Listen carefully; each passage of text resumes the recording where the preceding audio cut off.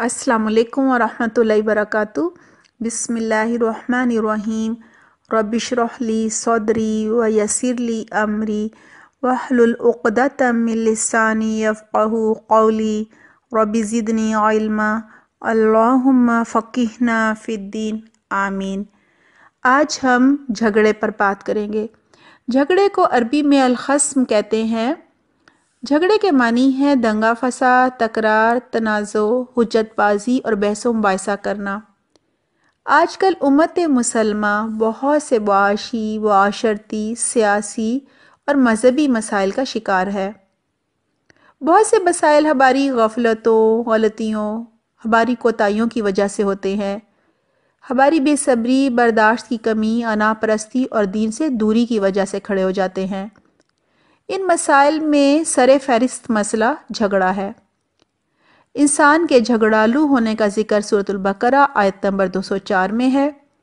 क़ाल अल्लाहु ताला व युशहिदुल्लाह अला मा फ़ी क़ल्बिही व हुवा अलद्दुल ख़िसाम।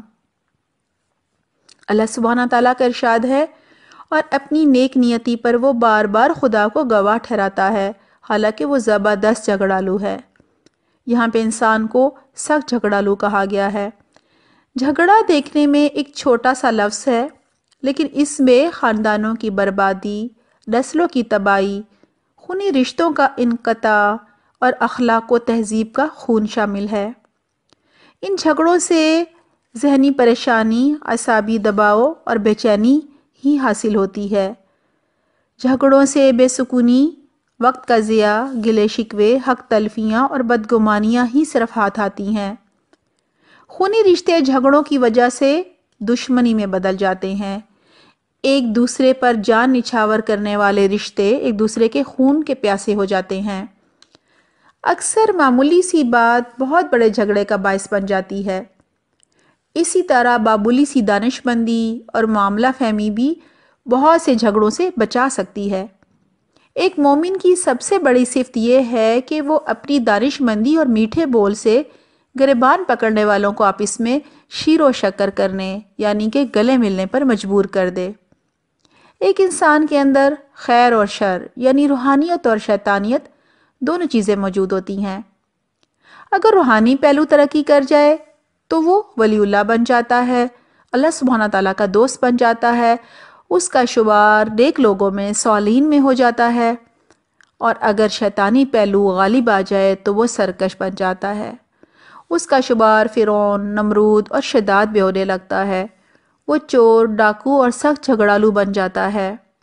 इंशाअल्लाह हमने अल्लाह सुब्हाना ताला से अपना ताल्लुक़ मजबूत करना है, तकवा पैदा करना है, और ये तकवा और ये मजबूत ताल्लुक़ कुरान और सुन्नत पर अमल करने से, अल्लाह सुब्हाना ताला की मार्फत हासिल करने से और कायनात पर गौर व फिक्र करने से हासिल होगा।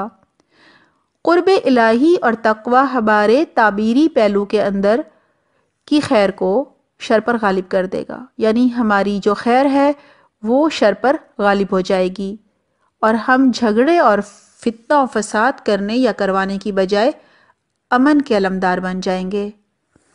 हमारे मुआशरे में झगड़ों में सरे फहरिस्त झगड़ा जो है वो ख़ानदानी झगड़ा है। मसलन मियाँ बीवी के झगड़े, सास बहू के झगड़े। आज हम सबसे पहले झगड़ों के असबाब यानी वजूहात और फिर लड़ाई झगड़ों के इन असबाब की जो इलाज हैं उन पर बात करेंगे। लड़ाई झगड़ों की सबसे बड़ी जो वजह है वो गलत फहमी है, और ये गलत फहमी जो है वो बदगुमानी की वजह से होती है, और बदगुमानी मनफी सोच रखने की वजह से होती है। गलत फहमी से इंसान सबसे ज़्यादा नुकसान खुद को पहुंचाता है। गलत फहमी का इलाज ये है कि हर खबर पर यकीन नहीं करना चाहिए और ना ही उसे फ़ौरन आगे पहुंचाना चाहिए और ना ही कोई जज्बाती फ़ैसला करना चाहिए जो कि बाद में पछतावे का बायस बने। लिहाजा पहले तहकीक कर लेनी चाहिए। अल्लाह सुब्हाना ताला ने सूरतुल हुजरात आयत नंबर 6 में भी फरमाया है कि ए ईमान वालो, जब फासिक आदमी तुम्हारे पास कोई खबर लेकर आए तो तुम उसकी अच्छी तरह तहकीक कर लिया करो। ऐसा ना हो कि तुम नादानी में किसी कौम को तकलीफ़ पहुंचाओ, फिर अपने किए पर पेशेमानी उठाओ। तो तहकीक कर लेने से क्या होता है, गलत फहमी दूर हो जाती है। اگر ہمیں کسی کی بات سے یا اشارے کنائے سے یا حرکات و سکنات سے یا اس کی بے توجہی سے غلط فہمی ہو جائے تو 70 تعویلیں کر لینی چاہیے، یا پھر اس سے بہت ہی پیار اور نرمی سے اچھے انداز میں پوچھ لینا چاہیے، کیونکہ انسان پر غم اور خوشی کے جذبات و واقعات اثر انداز ہوتے ہیں۔ یہی وجہ ہے کہ ہم دوسروں کی پریشانی، غم یا خوشی کی کیفیات کو سمجھ نہیں پاتے اور غلط فہمی کا شکار ہو جاتے ہیں۔ بہتر طریقہ یہ ہے کہ جس چیز سے غلط فہمی پیدا ہونے کا اندیشہ ہو اس کی ابتدا ہی میں وضاحت کر دی جائے، کیونکہ شیطان ایسے موقعوں پر فوراً دل میں کوئی برا گمان ڈال دیتا ہے۔ جھگڑوں کا دوسرا بڑا سبب بدگمانی ہے۔ بدگمانی میں یہ سوچ لیا جاتا ہے کہ دوسرا میرے خلاف ہے، پھر بلا وجہ خیالات آتے ہی چلے جاتے ہیں، جس کا اختتام لڑائی جھگڑے پر ہوتا ہے۔ بدگمانی میں اکثر یہ سوچ لیا جاتا ہے کہ فلاں شخص اچھا نہیں ہے، اس میں یہ دینی یا دنیاوی بیماریاں اور کمی کوتاہیاں ہیں، پھر اس شخص کو لوگوں کی نظروں میں رسوا کر کے اس کا گریبان پکڑا جاتا ہے، یعنی کہ جھگڑا کیا جاتا ہے۔ سورۃ الحجرات آیت نمبر 12 میں ہے، یا ایھا الذین آمنوا اجتنبوا کثیرا من الظن ان بعض الظن اثم۔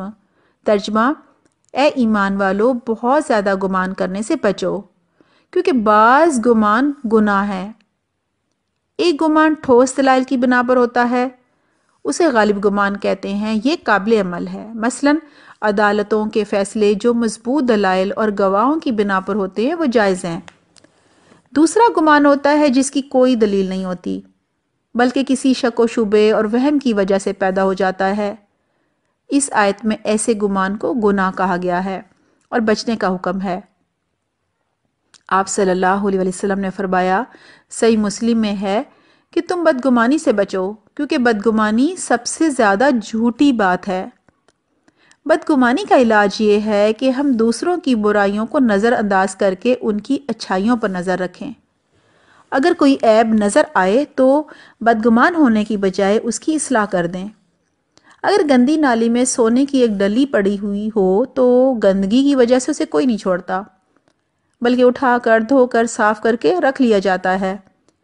اسی طرح عیوب جو ہیں وہ بھی بیماریاں ہیں، اور یہ جو عیبوں کی بیماریاں ہیں اور ان کی جو گندگی ہے وہ اگر کسی دوست پر نظر آئے تو اسے چھوڑنے کی بجائے اس کی اصلاح اور صفائی کرنی چاہیے۔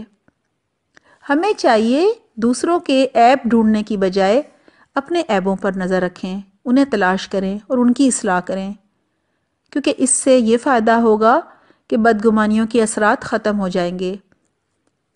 جھگڑوں کے مزید اسباب اور ان کے علاج پر انشاءاللہ اگلی دفعہ بات ہوگی۔ سبحانک اللہم و بحمدک، نشہد ان لا الہ الا انت، نستغفرک و نتوب الیک۔ والسلام علیکم ورحمۃ اللہ وبرکاتہ۔